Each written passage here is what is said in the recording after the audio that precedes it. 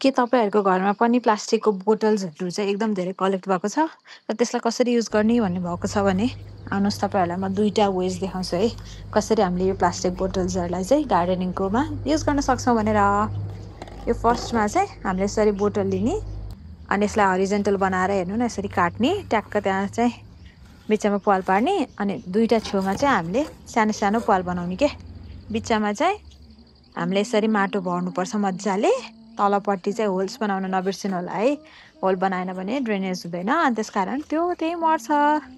अनि यसरी माटो भरिसकेपछि हामीले यसरी हाम्रो प्लान्ट्सहरूलाई त्यसमा लगाइदिन सक्छौँ।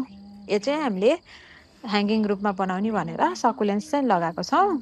यो चाहिँ अलि पछि चाहिँ ह्याङ हुन्छ अनि तल तल लत्रिन थाल्छ के, अनि त्यसो भएर यो चाहिँ ह्याङ्गिङको रूपमा एकदम राम्रो हुन्छ यो दुईटै प्लान्ट्स। मैले चाहिँ यसरी यो वाटर बोटललाई युज गरेको छु है त। अघि चाहिँ हामीले हरिजेन्टली झुन्ड्याउनेवाला गार्डनिङ टुल्स बनायौँ होइन, अब चाहिँ हामीले भर्टिकली झुन्ड्याउनेवाला बनाऊँ है त। त्यसको लागि चाहिँ सुरुमा यो पटुलुका लिएँ मैले। पटुलुकाहरूलाई लिइसकेपछि यसको स्टिमको तल तलको पातहरूलाई फालिसकेपछि अब म यसलाई कसरी प्लास्टिकको बोटल्समा लगाउँछु भनेर हेर्नु है त। यसलाई मैले यसरी फालिसकेको छु यसको तल तलको पातहरूलाई। अब त्यसपछि म बोटल लिन्छु।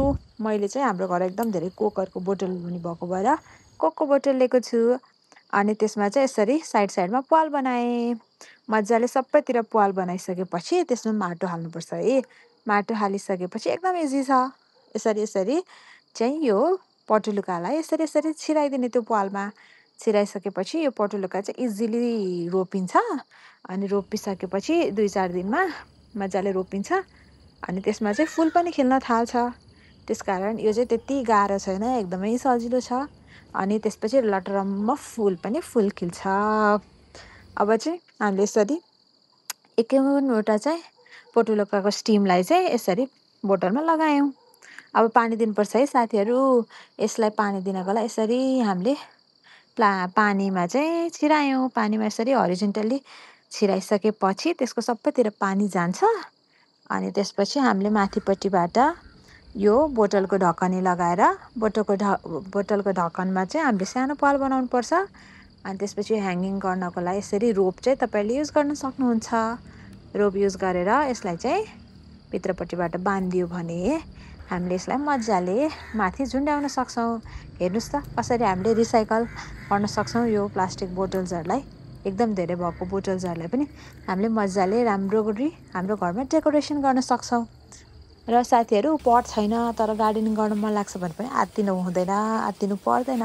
यस्तै यस्तै राम्रो राम्रो र इजी के एकदमै इजी, गर्न गाह्रो पनि नहुने त्यस्तो टेक्निक्सहरू लिएर म आउनेछु हजुरहरूसँग।